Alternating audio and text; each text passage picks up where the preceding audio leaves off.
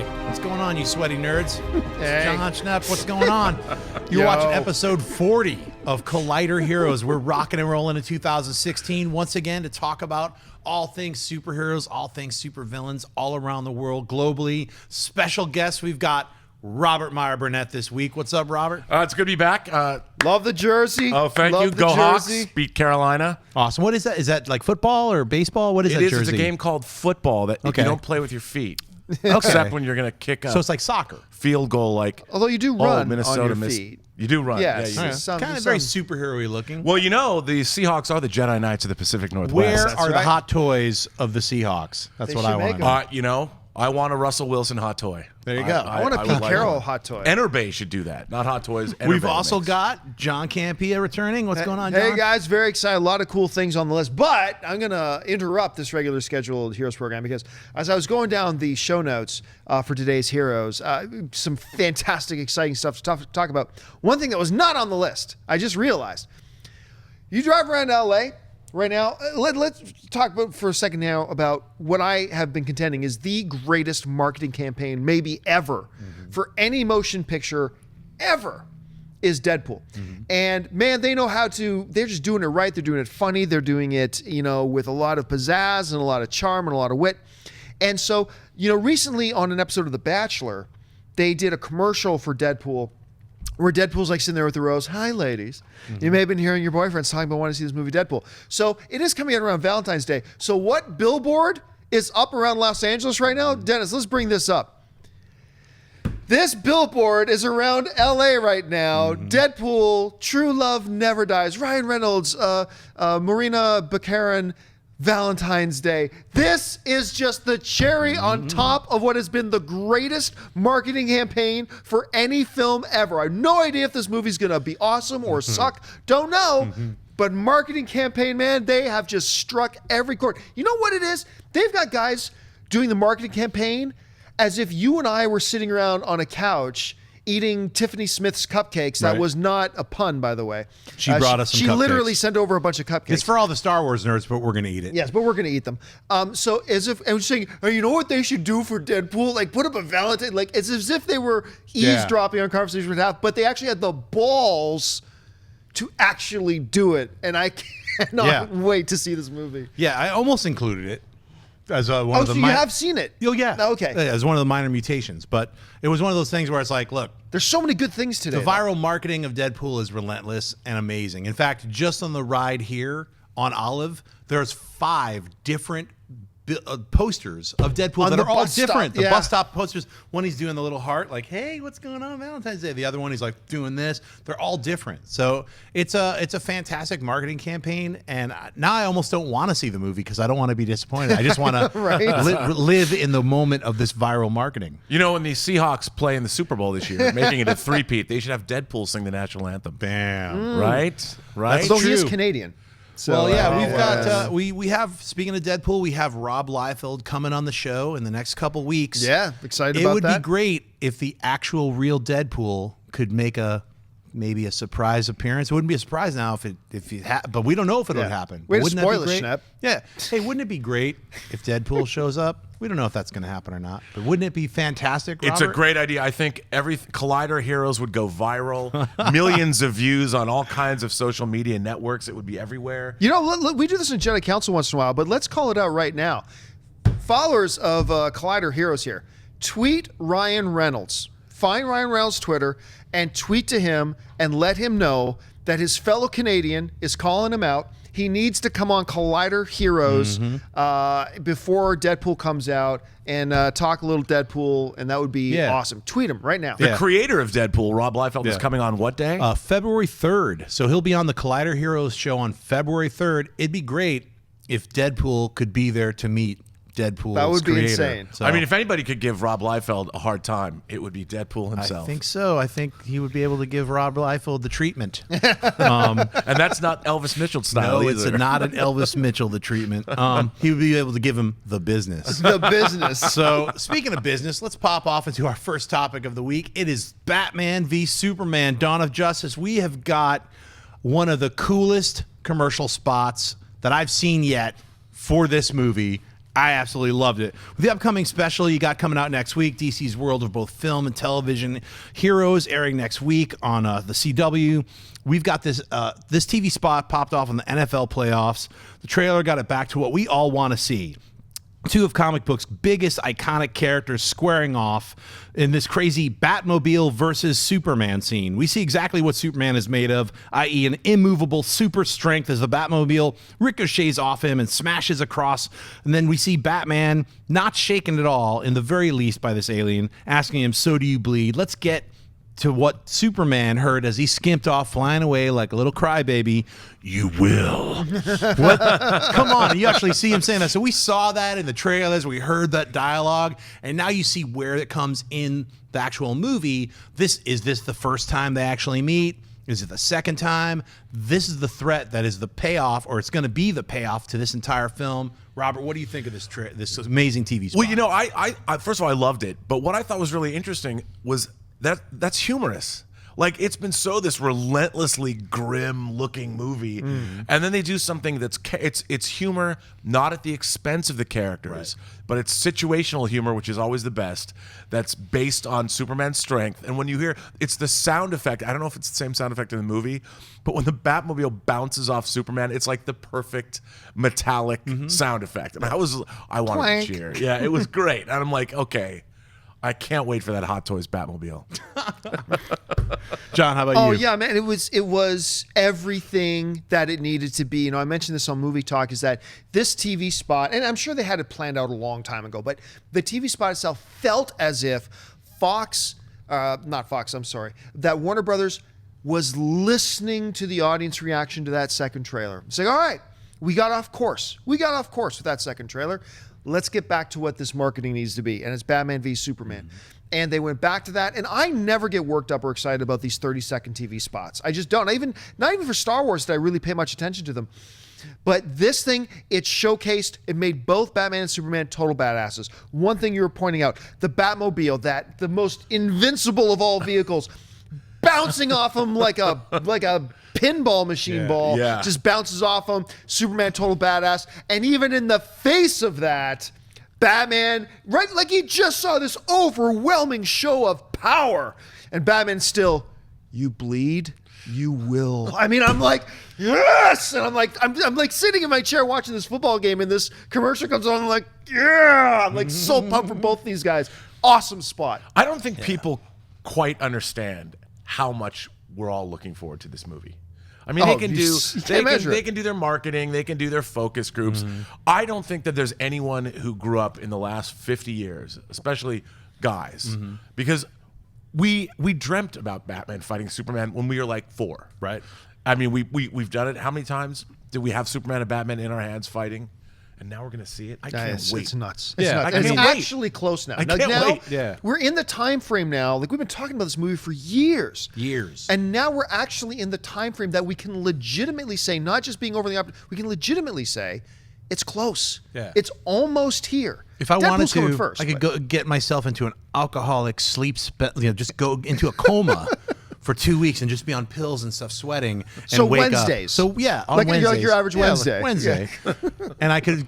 It's 2.5 months is basically what it is that you have to wait. Like, you know how some people are like, "Oh man, I have to wait a whole year for Star Wars." We only have to wait 2.5 months, and we're going to be able to see something that none of us have ever seen. We've seen it in the animated form. We've seen it. We've played with the figures when we were kids, but we've never seen these two characters share the screen. And let's not forget, I Am Legend looks even more prophetic as a movie. I know, because right? It had the billboard. But the thing about this too, like, this is an insane. We often talk on Jedi Council about, look, it's an insane time to be a Star Wars fan, because within 18 months you're getting 3 Star Wars movie episodes, 7 Rogue One episodes. Think about this right now. Within the next 4 months, just the next 4 months, we got Deadpool, Batman v Superman, Captain America: Civil War, all coming out, And X-Men X-Men Apocalypse. and X-Men Apocalypse. Is that within the 4 months? Yep. That's just No, it's in May. Yeah. It's in May. So within the 4 months, you got those 4 films. I mean, this Yeah. is a crazy time to be a comic book movie fan. Insanity, but awesome. But speaking about comic books, Captain America: Civil War. Now, the Russos have been doing a lot of press for Captain America: Civil War, along with Frank Grillo, who plays Crossbones in the film. They've been hinting about several big emotional moments that will be hitting viewers upon its release in May. So Grillo, while he's in New Orleans doing press at this Wizard World convention, he stated his character is out for revenge. He said, I think he's out for one thing and one thing only, and that's for revenge on what's happened to him. The Russos also teased about several funerals that are going to be happening in the film. Not just one, but several. And now, are they going to follow through with what actually happened in the Civil War storyline? John, what do you think about the possibility of Captain America actually dying in the film? I really think they're not going to do it for a couple reasons. One we stated before, but is that Chris Evans has already confirmed that he is signed on and booked to shoot for 8 months for Infinity War 1 and 2. That means not some cameo, not popping up at the end, whatever. He gave this interview a long time ago. He's booked for 8 months for shooting those two films back to back.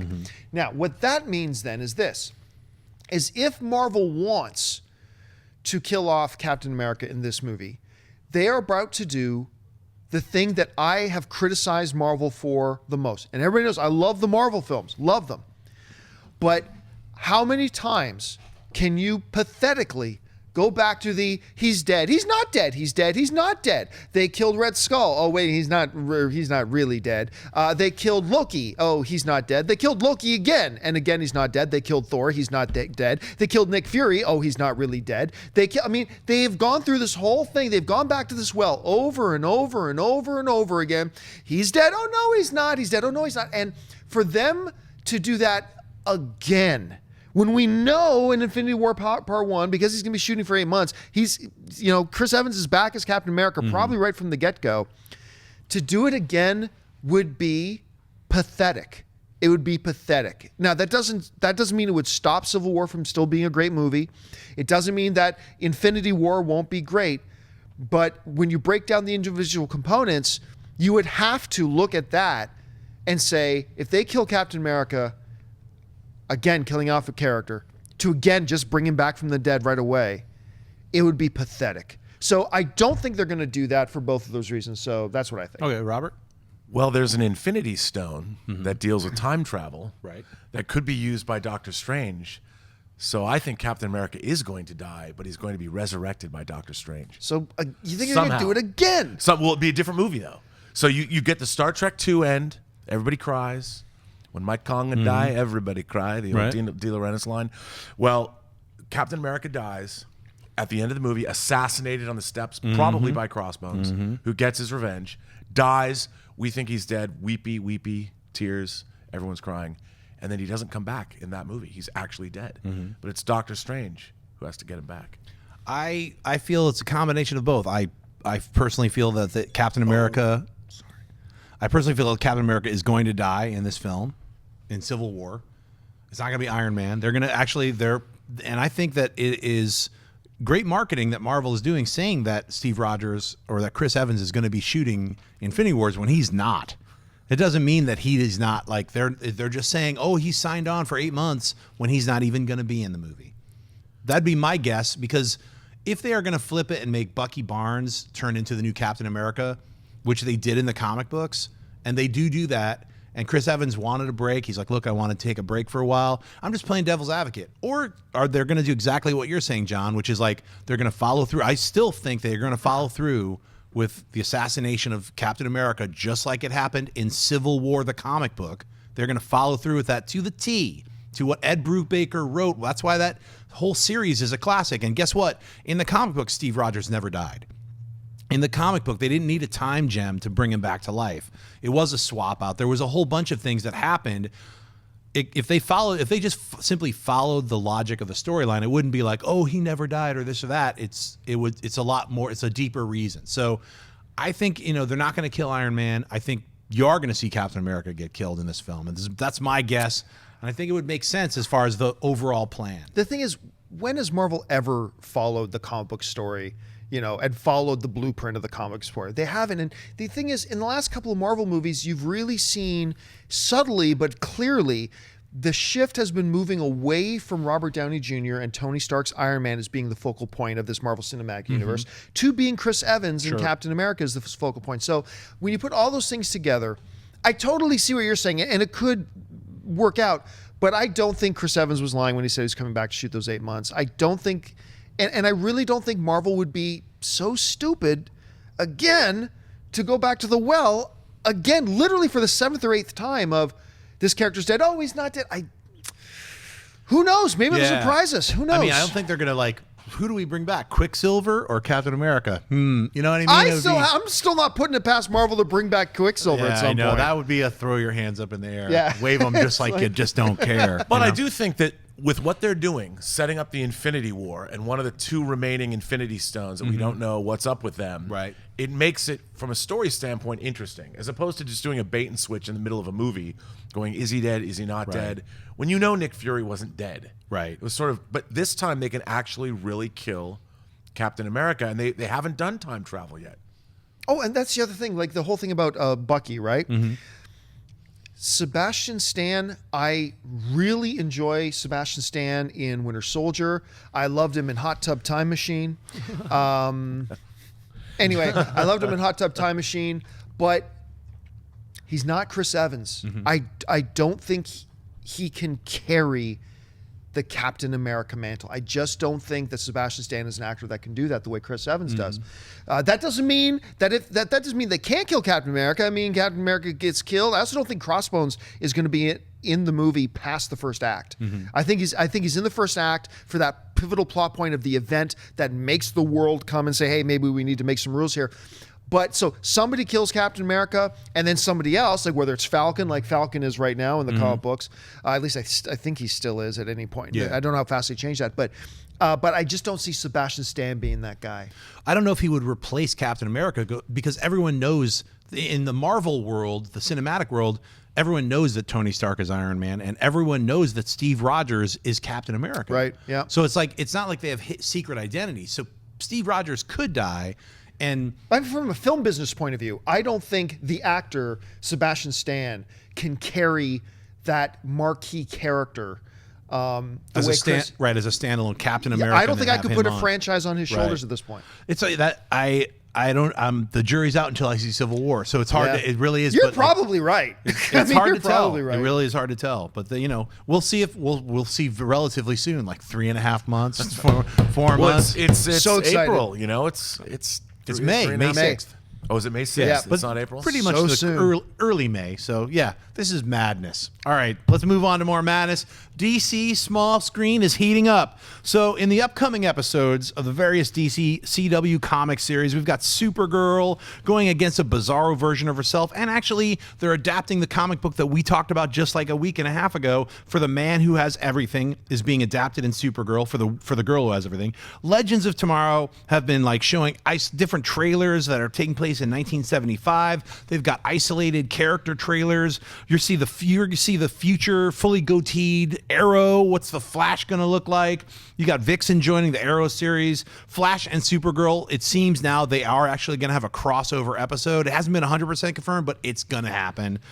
What's going on the small screen? It seems like it's exploding with characters. To me, I just finished watching all of season 1 of The Flash, and it was so incredibly amazing. I still am like, I can't wait to just binge up on like the next 10 episodes of Flash, probably this weekend. So what is going on? I'm going to catch up on Arrow too. I'm going to watch all of Arrow. I mean, a lot of people have been saying, you keep dissing Arrow, and I haven't seen Arrow. Oh, no, that's me. I'll diss Arrow. All right. Yes. Well, John, you have some legitimate things that happen in season 3. Yeah. And a lot of people love season 1 and 2, though. That's what I'm saying. Yeah. A lot of people are in agreement with you as far as season 3 and being a bit uneven and had some dodgy moments to it. But then I keep hearing that season 4 is the return of Arrow. It's a really great season. So I'm cool. Like, you know how I rocked Lost? I watched 5 seasons. So for people who are like, I didn't like the Diamond episode, I was like, that was fun because it was a little break between all the other story stuff. For me, when you watch a show sequentially in order, it's different than having to wait once a week. It's a totally binge different watching experience. is a totally different experience. Yeah, it creates a completely different experience. Like, I don't know, like, how would Daredevil stand up if you had to wait once a week to see each of those episodes as opposed to just I watch can't them? imagine. I know. I can't imagine. It's crazy. So, I mean, that's a world we live in now where we're like getting a little bit of the best of both worlds. So we're seeing so many episodes and characters come to life that we never thought a million years. I never thought a million years that we'd see any of this stuff that's happening in Legends of Tomorrow. Come on. Robert, what do you think? Well, we're getting a whole lot of epic win here, I have to say. But to me, it's like my favorite thing when I was a kid was when the JSA and the JLA teamed up. Sure. They had a once-a-year team up, and I'll never forget, like, when my mom brought me home. Tell people who might not know what the JSA are. Oh, the Justice Society of America from Earth 2. That was, 30 years behind our time. And then the Prime, or not the Prime, because we're Prime. Right. Then the Earth 1 Justice League of America would team up. Right. And it was just, I mean, as a kid, this was this mind-blowing thing. But now it's happening. I mean, it's not, you don't have two giant super teams, but having multi-show team-ups. I mean, the Legends of Tomorrow, I never thought, I can't believe they're doing it. Yeah. Like, I wouldn't put it past them if Atari Force does, in fact, wind up on Legends of Tomorrow, because they could come from the future. That's right. I mean, you never know. But it's amazing to me. There's something in my childhood about DC heroes. It's in my blood, but seeing them all come together, I'm like, who thought of this? Yeah. It's Wonderful people. Can Greg really- Berlanti. Yeah, Greg Berlanti. I was going to say He's got thank him. his people with the fans now in the comics. Yeah, that's right. The fanners. The fanners. I think he just upped his game. He's got 5 fanners. And from last week, we came up with this fanners I mean, theory. can you imagine? Like, I guess there's no rights issues with these characters, or I love the fact that they're all under the DC umbrella, but are there creators? I haven't really noticed. What creators are credited on the credits of these shows? At the very end of the series, sometimes they have characters owned by DC. They don't actually name names, right, with the DC, because like with the Hawkman continuity, what a mess, right? So who gets that continuity? I mean, yeah, that's a nightmare for the lawyers to figure out, right? I mean, yeah. John, what do you think about all this? I'm until I'm convinced otherwise, I still think this Legends of Tomorrow thing is a mistake. Although it marks the return of one of my favorite characters from the Flash and Arrow universe, which is Canary, the true Canary. I know now they're calling her White Canary, but she's the only true Canary, not frickin' Captain Buckles that they've got in the Arrow show now, pretending to be the Black Canary. Anyway, so they're bringing her back. That's great. I love Brandon Routh, and so him playing Adam, I think, is great. I love Wentworth Miller playing Captain Cold. I love him in Flash, like a lot. I've just got this nagging feeling, this bad feeling in my gut about this show. I'm hoping I'm going to watch it and be blown away by it, like I was with the first few episodes of Arrow, like I was with the first few episodes of Flash, that, okay, whoo, all that doubt is gone. I'm hoping that happens. I still don't think they're going to cross over Supergirl at all with the other two. Now, but keep in mind, I never thought they were going to go ahead with Legends of Tomorrow either. So take that with a huge grain of salt. But it's such a great time. You know, Robert and I were talking before we started shooting, and it's like, the thing about Flash is that, there's a segment of people out there who thinks for something to be good, it has to be dark. Oh, if it's not grim and sad and dark, then it's not good. Nonsense. I mean, you can be dark and be awesome, like The Dark Knight or whatever, but, Flash is just freaking entertaining. It's an entertaining, fun show with all the right beats and notes for it. Now, I'm not saying they should do other shows the way The Flash does it. It's just the right tone for that show, and they do it so great. And I'm really hoping Arrow can find it, because I'm a huge fan of Stephen Amell. I think that dude is awesome, and I really hope that Berlanti and the rest of the guys are able to get Arrow back on track as well. And I hope for good things for Supergirl as well. We can see this whole world continue to expand. Yeah, Supergirl for me has been a remarkably fun experience, because I remember a lot of you guys didn't like the pilot. I finally saw it, and I really liked it.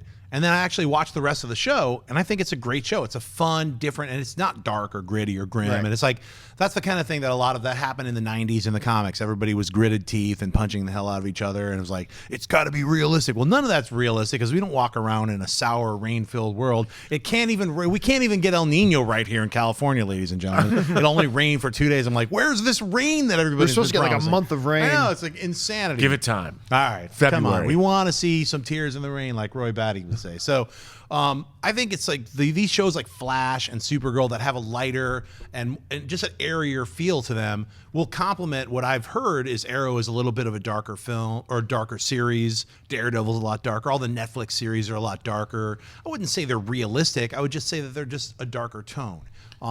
I don't know what Legends of Tomorrow is going to be, but it seems to me like it's going to have a lighter tone and an adventurous tone. So that to me is something that I'm looking forward to. I hope that it's good, it's well written, that it's funny, and that it's a fun, action-packed adventure. That's what I want out of it. Well, I think it's great. I mean, we saw the Justice Society of America on Smallville.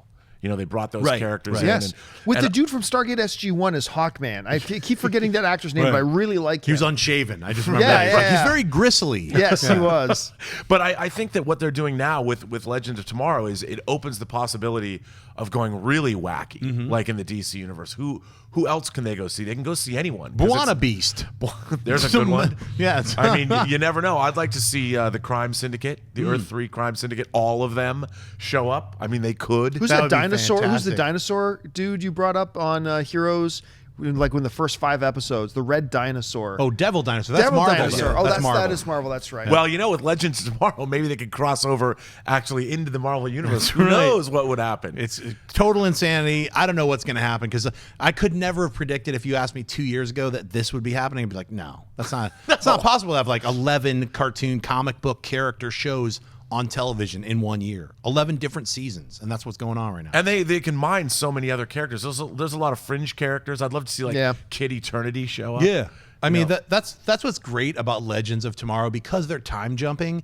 They could literally go to all these different times and, you know, you could pick different characters from the DC universe that might not work in a series, but would be great in one episode. So I'm hoping they're going to do that. Well, if Wonder Woman takes place in World War I, why don't they go back and do an episode and shoot on the Wonder Woman sets and have I just don't know if they're going to, I don't think they're crossing over the cinematic and the television worlds yet. But they could. They could with all these weird We live in a Earths. crazy time, man. I think it might happen. You know what's even crazier? Finally, we know who's going to be directing Black Panther. Ryan Coogler just got Yes. announced. He's officially directing Marvel's Black Panther. So it's Ryan Coogler will indeed be directing the feature film. It stars Chadwick Boseman as Black Panther. The film's slated to come out February 18th, 2018. So basically, we're going to get our first introduction to T'Challa and Wakanda via Captain America Civil War, directed by the Russo brothers. And then whatever's going to happen with that character, we've already seen Andy Serkis introduced as Claw in Avengers Age of Ultron. We know he has a very big part in getting the vibranium and mining the vibranium. We now know that the Black Panther suit itself is laced and, you know, has like vibranium within, you know, inside of it. I don't know how they're going to explain that, but there's a lot of really cool things that I'm looking forward to seeing in the Black Panther movie, even before we're introduced to him in Civil War. So what do you think, John? You got Coogler, who's done the incredible Fruitvale Station, and now Creed. What do you think? Yeah, this is a coup d'etat for Marvel. This is, you know, them continuing to add to this stable of incredible talent. I mean, and look, they tried to get Ava DuVernay before this, director of Selma, which also would have been a coup d'etat had they pulled that off, but she turned it down for whatever reasons were her own. But for them to get Ryan Coogler right now, who is one of the hot names in young directors right now, Fruitvale Station, Creed. Let's see what he can do without Michael B. Jordan as his you know, Apollo muse, if you will. But still, this guy has shown the ability. He's got a subtle touch. He can strike emotional chords when he needs to. He knows how to use action, not for action's sake, but to accentuate story at the same time, as well as knowing how to pepper in humor, at unexpected places that really charm you. Like, I couldn't believe how often I found myself laughing out loud during Creed, even in the midst of some horrible emotional stuff going on. Like, it's great. This guy has a great touch. He's now no longer a one-hit wonder. He's 2 for 2. Cannot wait to see what he does with Black Panther. I'm super excited that he's on.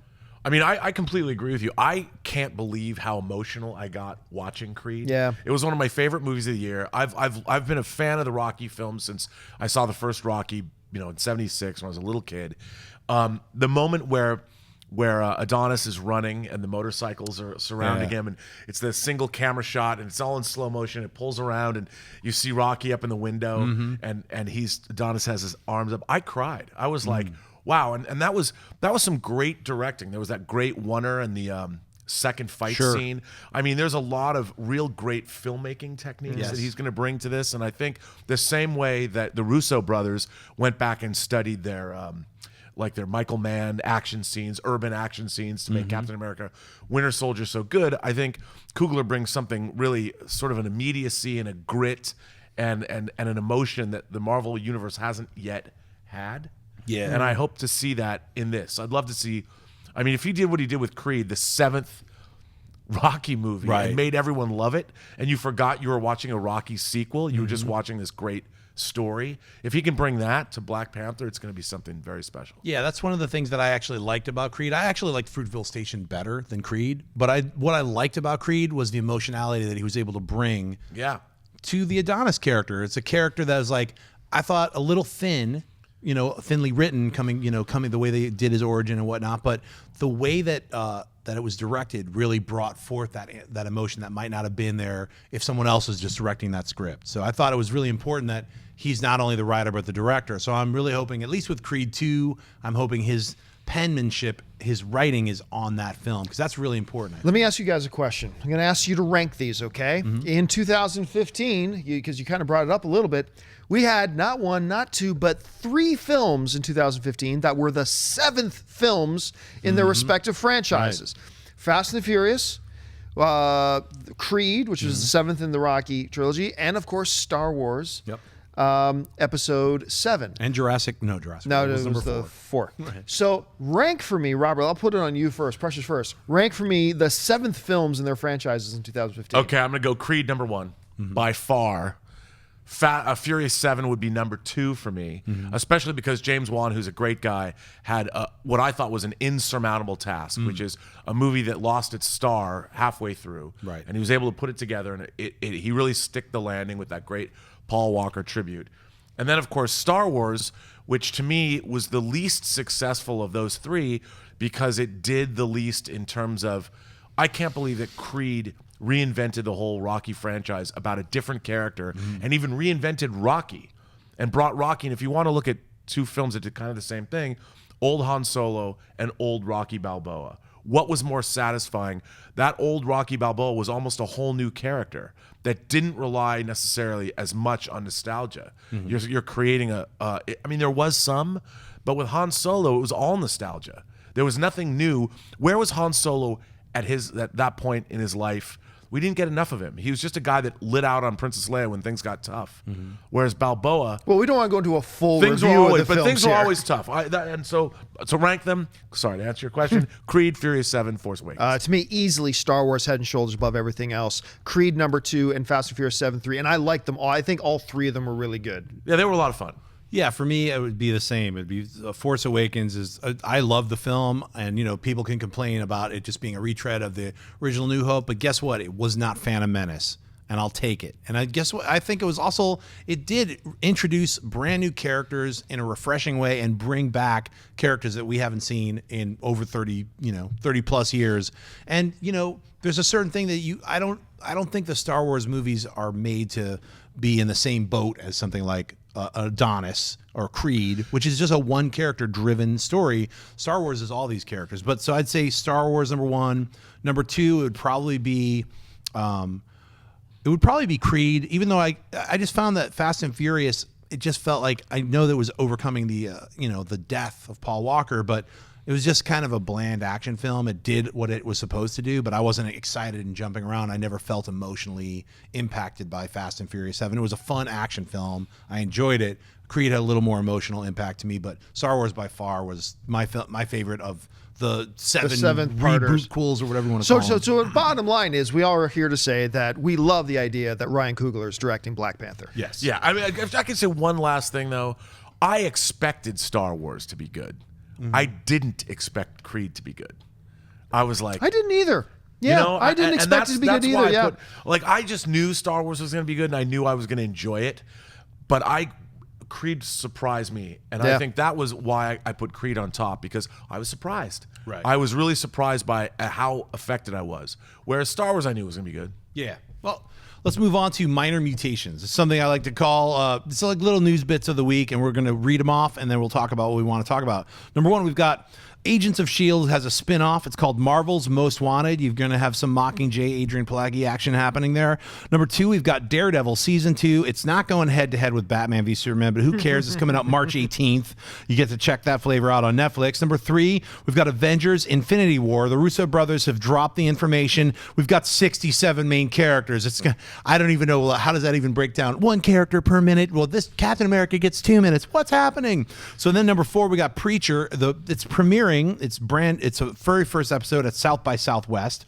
And then finally, we got Chris Pine saying he was never asked to actually be the Green Lantern. And finally, we've got Kevin Smith directing an episode of The Flash. Now, this is all really some really cool information. Robert, what sticks out to you out of that? You know, I'm a huge Friday Night Lights fan, and I want my Mockingbird.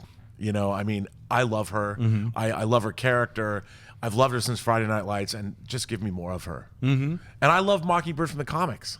Totally. You know, I mean, I think it's great that I've Agents of S.H.I.E.L.D. has never really been great. Right. It got a lot better, but I think this Now, show... come on, that's unfair. It's been a bag of shit. Well, you know, I like seeing the characters. I like S.H.I.E.L.D., but it seems like it just doesn't have, while all these worldwide ramifications are happening on that show, it always seems to take place in like a room. Right. Like I never... Or it's one room and then they go to another room. Right, go to another room. Whereas I hope that this show can have a little bit more scope because it has less characters. Sure.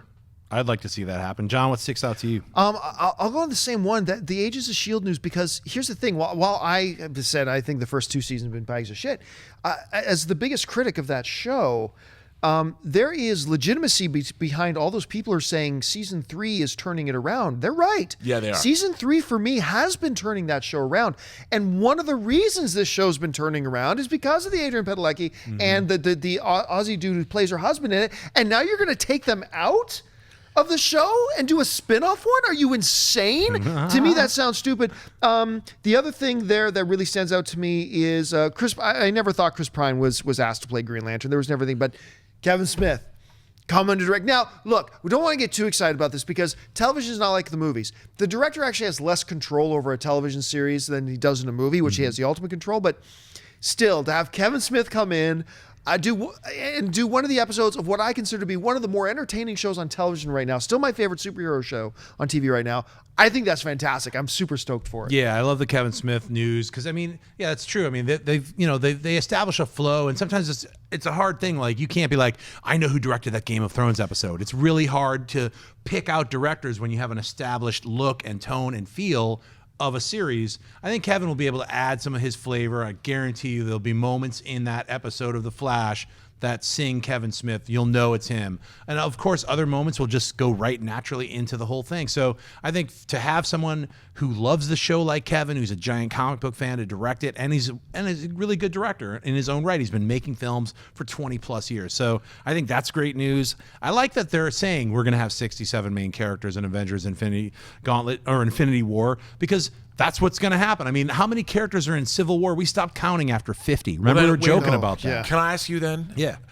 I need a new job. I need a second job because to get 67 Hot Toys figures from Avengers Infinity War, someone's got to hook me up with And it. you need I'll a be bigger night house because you're going to need a room just to set up the Infinity War I can't even characters. conceive of that. Oh, man. How long is that going to take? Yeah, 45 Hulk busters. I can't even imagine. All right, well, you know. And still no Sugar Man. No, well, eventually, hey, Gambit's right around the corner, yo. Sugar Man's going to be in that. We got Flashback. This week, we are talking about The Incredible Hulk 2008. This reboot feature happened after the lukewarm reception of Ang Lee's experimental Hulk. And this was the movie that was Marvel's actual second film in the launch of their own new cinematic universe, which now we know is an incredible gangbusters hit. This one was directed by Louis Leterrier, written by Zach Penn, and starring Edward Norton as Bruce Banner, as well as the Incredible Hulk. This film had a great opening sequence in Brazil. It had some Kirby-inspired Hulk fighting the military, had a giant blowout battle with Tim Roth as the Abomination. Let's get angry and talk about the Incredible Hulk smash. What do you think, Robert? The Hulk. I liked it. I mean, I'm also one of those defenders of Ang Lee's Hulk, which got a little weird, but I did like. I can't defend those Hulk dogs. I can't defend those Hulk dogs, but poodles. I love those scenes with Hulk in the desert and throwing the tank around. Sure. I loved all that, and I thought bringing Thunderbolt Ross, William Hurt back for. That was a good vote of confidence. Going, you know what? This Incredible Hulk movie is part of the Marvel Cinematic Universe. We're bringing a character back for Civil War, and I liked it. I mean, it's not. I think it's an above average. To me, it's like Iron Man 2. Maybe even a little beher. Okay, yeah. I mean, I liked it. Oh, I definitely say it's better than Iron Man 2 because I didn't think Iron Man 2 was all that good. But I did like it. I mean, a lot of what's great is this picture was literally 1 block over from my apartment. That whole scene in that big street between shot in my hometown of Hamilton, Ontario, Canada, downtown on King Street. It was great because I'd be in my apartment, just go on my roof and just watch some shooting stuff. But I'm an extra in this film. Nice. In a couple scenes. So in the scene with Thunderbolt Ross, when he's talking to the major in his office, and he's got the glass door, and you can see the soldier kind of guarding. You just see the silhouette of him. That's me, baby. Nice. I'm in 1 or 2 other little spots as well. Wow, so you're canon. I am Marvel canon, That's right. baby. John Campea. But gotta anyway, bring you back. I really like it. You know what? I loved Abomination. And I really like the fact that it is Marvel canon now in the cinematic universe that S.H.I.E.L.D. took him, took Abomination. He's still alive. Blonsky, yeah. They still have him. Blonsky, He's still alive, and they still got him prisoner somewhere. And he could very easily make a return to the Marvel Cinematic Universe. I hope they do because I loved that character. I believe Tim Roth was the character who played the actor who played him, and I thought he did a great job. The way he was talking about if what I know now could be paired with the body I had then, I'd be one hell of a thing to mess with. And I just love that mentality. I hope he comes back. I quite enjoy this Hulk movie. I like the way they tied in the Captain America's super secret serum into this kind of origin. Now, some things were a little bit bungled. I personally didn't like the way the Abomination looked. No. Because if you go back to the comic books, originally they were going to make him more reptilian, and I was reading up, like, Letelier was talking about, the Hulk would just bite his ears off. Well, then let him bite an ear off, because I like those weird ears. I think they shouldn't have changed him. He just looks like somebody from a throwaway design from Species. You know what I mean? It's just like a less Giger or something. So, sometimes you got to stick with the source material. The Abomination to me as a kid was always that figure that I wanted to fight the Hulk Mego action figure that I had. They never came out with it. So I was like, God damn it. So, the movie version, I think Ed Norton did a good job as Bruce Banner. But man, there is no one to replace Mark Ruffalo. When they replaced Edward Norton because of, Edward Norton also kind of did a rewrite of the script, and they, that went through arbitration, and he didn't get screenplay credit. He also didn't. You mean Ed Norton? Edward Norton, yeah. He did a good job too. He did a good job. I thought he did a good job as Bruce Banner. I thought this Incredible Hulk was far superior to the Ang Lee Hulk. I don't like that Ang Lee Hulk. I get a kick out of Nick Nolte as the angry dad. Phantom Nick Nolte? Yeah, showing up with the dogs. Where's my son? It's just that's madness. Ang Lee's Hulk is just madness. But that's why though. It's madness and crazy, but it's not awful. I'll disagree. It's madness and crazy and hard to enjoy. It's hard for me to get through. People find it awful. With the Incredible Hulk, it's a bummer that Edward Norton couldn't continue on. But when they replaced him with Mark Ruffalo, that was it. I was like, Mark Ruffalo is the best Bruce Banner, and I like the way they made this version of the Hulk look. It's a mixture of the Ang Lee's weird mutated green slab-like Hulk and the bizarre striated, like extra muscly. Right. Like he has no body fat on him. What does that mean? He's like, that doesn't mean strength. It just means he looks extra weird. So you combine those two, and you have, I think, the best Hulk, which is the Avengers Hulk. Oh, by far. And when Ruffalo says, "I'm always angry," come on, that's Whedon rocking. Although I said that last final scene of this Hulk film that we're talking about, when Ed Norton he's off in a cabin somewhere hiding out, he's meditating, he's learning to control himself, and then his eyes open, he's got a slight smile, and you see the color in the eyes. It's like, whoa, that was a great way to end that. What could they have done with that, or what could they do if they ever do an Incredible Hulk movie? Now we know the Hulk's going to be in Thor Ragnarok, but it's fun to look back at this early Marvel Cinematic Universe when they just had Iron Man. Remember, Tony Stark showed up at the end, so I hear you have a Hulk problem, And we know later he built a Hulkbuster. So I guess that was the resolve of that situation. So let's move on to Spotlight. We got Madman by Mike Allred this week. Now, you might remember 40 episodes ago, I called this out when I was doing like 3 at a time, and we kind of covered it a little bit. But I wanted to re-highlight this series in particular. Frank Einstein is the character's name. He has amnesia. He only remembers bits and pieces of his past life as a spy. He's brought back together in a Frankenstein way. He has crazy adventures with robots, aliens, secret agents, with a fun 1960s-inspired artistic flavor that rings through in every panel that Mike Allred draws. I could see this becoming, working in the current world with kind of like a weird, mad, hip art design within every set. You have an incredible psychedelic music playing. Would this comic book series work best as a translation for film, television? What do you guys think? Robert? I think both. I mean, I love Allred's style, and you know the way you were talking about Flash being so entertaining. Yeah. That's what Allred's work is. Totally. Whether he's attacking classic Marvel or DC characters or doing Madman. I mean, this comic is so much fun to read, and it's a throwback. I mean, it really is a throwback. And I love that Frank Einstein, the character, took that's not his real name. Right. He took that because he's a big Frank Sinatra and Albert Einstein fan, so that's the name he took for himself. And I always love that. I mean, it's not Frankenstein, it's Frank Einstein. Right, but it works as No, I Frankenstein know. too, Yeah, he's all stitched which I up. always thought was great. And it makes you like, if you lost your memory, what name would you take, John? I don't know. You think about that. What would you guys take? Why don't you hashtag it and send it to us here at Collider Heroes? That's right. But I love this comic. I think it's great. I think there's a great Madman action figure, by the way. You can get that. It's like 8 inches. But it's a great comic, and I highly recommend anyone who's looking for something fun that isn't like dark. Yeah, it's very fun. How about you?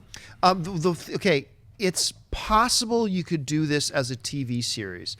The problem I have with it is that you would have to do a lot of adaptation, I think, to make it work. And then the one fear I have is, like, I know my buddy Darren, who's a big fan of Madman. I fear that they would lose him if you adapt it too much but as is, it's a very difficult translation to do. And I do think TV is the better home for it than, say, movies. But you'd have to do so much adaptation for it to work on TV that I think you run the risk of alienating some people. They did it with Flash. Flash is heavily adapted. It is heavily, heavily adapted, and it worked. So I think you can do the same thing with Madman. But Madman's got such a cult following that you run that risk a little bit more than you do with, say, the Flash. I don't know. What do you think? I think, you know what? I think when Deadpool comes out, and if Deadpool does 100 million like I've predicted, which I think it will, I think that will make Madman a viable feature film adaptation, because Madman is a cult type of a comic book character. He isn't like your generic, I'm not going to say Batman or Superman are generic, but just they're iconic and they're well known. Madman is very eclectic and strange and feeds off of like a 60s inspired vibe. Right. I think that Madman as a feature film could work if they just let it be what it has to be. As a series, Mike Allred's already got a successful series on the CW. It's called iZombie. That's another series that he developed and did the artwork for. With Madman, it's much more his own.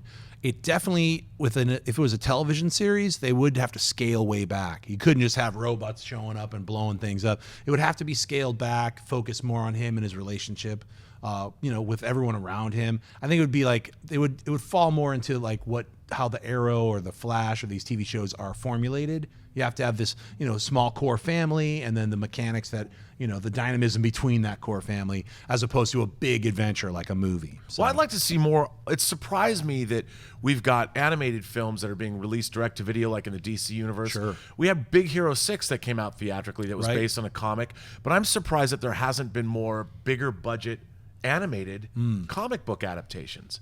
I mean, they work. The Incredibles made a lot of money, but that was unique to Pixar. It wasn't based on a comic.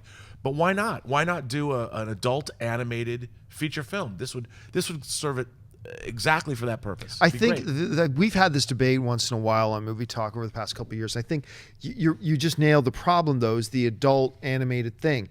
The studios want to be able to be very accessible to children to watch it. So you watch Big Hero 6, whatever.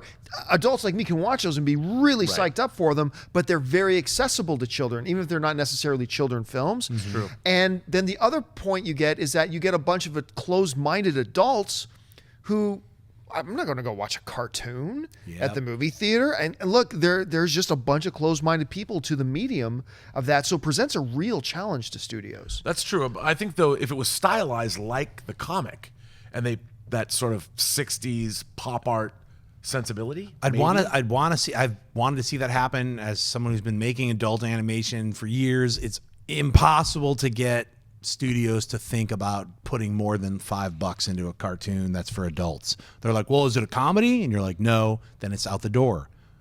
So it's a weird thing, especially in America. I mean, other countries do animated films for adults all the time, but our sensibilities, for some reason, even when you're like presented with like a Batman versus Superman cartoon that's available, you're like, I'll wait till I actually see the real movie.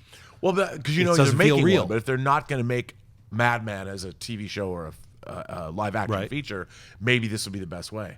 I don't think so. I don't think the translation will work. I think the desire to get this across to a larger format audience, it has to go beyond the comic book. So right, I would like to see it as an animated thing. I'm not talking about myself. I'm talking about I know. It's politics. just sad. I'd love to see until Kevin Feige figures out a way to do it. They'll eventually, as our him. culture slowly transforms, it'll But take a while. Big Hero 6, like you were mentioning, Big Hero 6 and The Incredibles, best examples of that. Those just ingrain the studio more into the idea that this is the formula that works for us animation. It's going to be a tough nut to crack. Yeah, I hope it happens. Especially 2D and not 3D. Yeah. Like if you're going to try to rock this 2D, you're even a bigger. But this hill would to be push. a great 3D. It would be. This would be I'd watch it. fantastic. It'd be great. Somebody up there, get on it. All right. Twitter questions. We got King of the Big Kids asks, who's the bigger Boy Scout, Superman or Captain America? What do you guys think? Oh, it's first of all, great question. Yeah. I will lean towards, I think Captain America is the slightly bigger Boy Scout. I mean, they're both major up the ass Boy Scouts, but I will go Captain America's the bigger Boy Scout. No, I'm going to have to say, look, after Winter Soldier, Captain America's disillusioned. He doesn't believe in the Boy Scouts of America anymore. Superman, perennial Boy Scout. You know, he because you can't corrupt him. He is not going to be disillusioned. Even in Dark Knight Returns, he was still a big Boy Scout. Here's what I'll say. Boy Scout is too American. I'm going to say they're both global scouts because at the end of Man of Steel, he smashes the government satellites. Like, you're not going to fucking track me, all right? That's not happening, son. He sunned the military. So, of course, you got Batman v Superman. Everybody's got guns blazing for him. We don't know how this all fits together. Captain America, you're absolutely right. He is now disillusioned after Winter Soldier went down. He's a man out of time, and he's a man without who's going to... Who does he follow? What's going to happen? All he has is his code now. That's all he has is his code, and that's why I kind of lean towards that. But I totally see your point as well. Yeah, it's a good. Yeah, point. I think it's a really good question. All right, King Joker asks, will we get an end credit scene or another reference about Doctor Strange in Cap 3 since it's the next one in line? What do you think, John? It makes sense for them to do that, but they haven't been doing that. They haven't necessarily, like, they didn't do that to set up Ant-Man. Right. So I've got a feeling they're not. I've got a feeling, I mean, I hope they do, and I think there's a chance they will. I got a feeling their end credit scene in this one will probably be a setup to Infinity War. How about you? I think Doctor Strange might have something to do when he's looking over Captain America's dead body, thinking, Yeah, I would probably say, even though because we really want a Doctor Strange end credit scene, that they won't give it to us, and it'll be some other like weird, like Howard the Duck and that weird creature from Thor hanging out. God, you know, it's like, please, come no more Howard the on. Duck. All right, next question. We got Shane St. Laurent asks, thoughts on Zac Efron and Michael B. Jordan as Hal Jordan and Jon Stewart? man, I want to see that movie right now. Yeah, I'm in. Come on. If that's the buddy cop galactic Green Lantern film that they're talking about, I'm in. I mean, Space Lethal Weapon. Yeah, that's what it is. that's It's exactly Riggs what and it is. Murtaugh, except Yeah. they're the same age and they're both too young for this shit. I would like to not even see an origin story for No. Green Lantern. They're calling it the Green Lantern Corps. I don't even want to see Earth. I don't even want to see Oa. They're just like, here's the space police. Let's go. Right. You know, what do you think? Hey, look, I've been saying for a long time that despite the fact that he chooses some really terrible, terrible movies to be in, Zac Efron is legit, yo. Like, Yeah. Zac Efron is legit. And so is Michael B. Jordan. And they were even in that one movie with Miles Teller, that comedy. Wendy, do you remember the name of that comedy? Like, The Awkward Moment, I think it might be called. Right, right, And- right. And I really like their chemistry together in it, too. So, yeah, sign me up. I watched some sappy Zac Efron rom-com that I didn't see the beginning of, so I don't know the name of it, where he like walked across the United States to Louisiana and then hung out, met this family, and fell in love with this girl. It was totally Nicholas Sparks. He Weird. probably wrote it. But Zac Efron, I watched it because I thought he was great. I'm watching this going, Watch he's really him in good. Me and Orson Welles. Find the movie Me and Orson. I believe Claire Danes is in that movie with him. He is fantastic. It would be the movie that would open your eyes to how good of an actor he actually There's really also a is. scene where Nicole Kidman is peeing on him in some weird Yeah, John Cusack yes, the film. I can't- Paperboy. The Paperboy. Now that I remember that opened my eyes. What is going on? And Dirty Grandpa. I really want to see him and Robert De Niro And he was in great Dirty in Grandpa. Neighbors. And, Yeah. So I think that's a good team. Somebody should rock that. Let's move on. We got Food Mancing asking, if Deadpool is a success and with this era of X-Men winding down, is it the right time for X-Force? They're never going to wind down the X-Men franchise. I mean, 'cause that's just a cash cow to them. It's always going to be in play. But that also means they're going to be looking moving forward to expanding this cinematic universe. I think it's not just Deadpool. I think Gambit, which they just announced, apparently a report came out that they're actually going to finally start shooting Gambit in March. Right. And right now, the release date is still October this year, October 2016. We'll see if that moves or not. I think it's more than just Deadpool. I think they're going to want to see that Gambit movie hit as well. And as soon as they do, if those two movies work, you're going to see Fox taking the lid off and looking in all these different directions because they want that Marvel cinematic universe of their own. So I think it's very probable. I think you're right about Gambit and Deadpool, but I think they've got to do a Cable movie too. Just like they did Thor, Captain America, and they did Iron Man. Right. If they did Cable, the Ascani Sun thing, bring back, as we talked about, Phoenix, bring back Cyclops and Phoenix, put them together, introduce Cable, make it the Ascani Sun movie, and then put all three of them. And then you got all three of those characters form X-Force. Who doesn't want to see that? I want to see that, but I kind of want to see New Mutants more than X-Force. I have a soft spot for the New Mutants, the Bill Sienkiewicz run. I do too. Warlock and all those characters. I want to see that. Whether we'll see that, you're right. I think these individual solo films, I would love to see a Cable film. I want to see them announce just like Marvel and DC have announced their slate of insane movies. I would love to see an X-Men universe announced over the next 5 years. Fox doesn't have a Greg Berlanti or a Kevin Feige. Right, and an X-Men universe requires a sure hand. Well, they've got what's his name? The writer, the creator, Simon Kinberg. They got Simon. They got Simon Kinberg there too. And if they do a Cable movie, I'd love to see them do a Cable movie. I mean, so say we all. It's got to be Stephen Lang from Avatar. Oh my God, it's got to be Stephen Lang. He'd be the from greatest Avatar. Cable ever. He would be great. And then I want to see Excalibur. I want to see a Nightcrawler led Excalibur. Yeah, you don't want Captain Britain?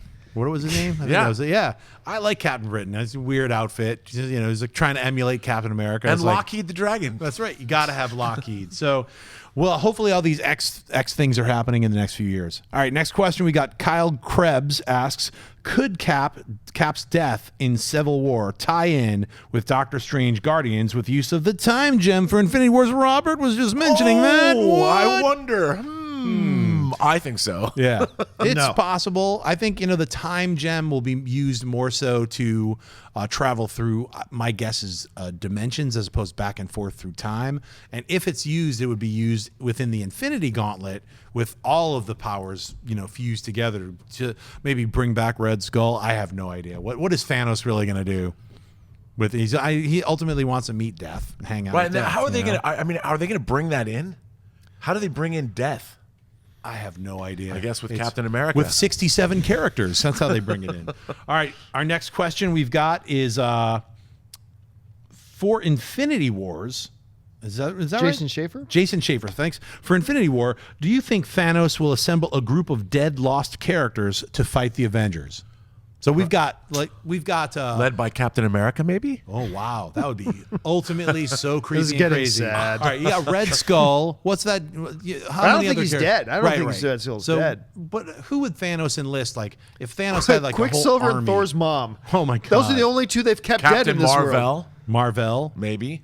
It's hard to say. Thanos supposedly, once he has the Infinity Gauntlet, he doesn't have to enlist anybody. So we'll see what happens.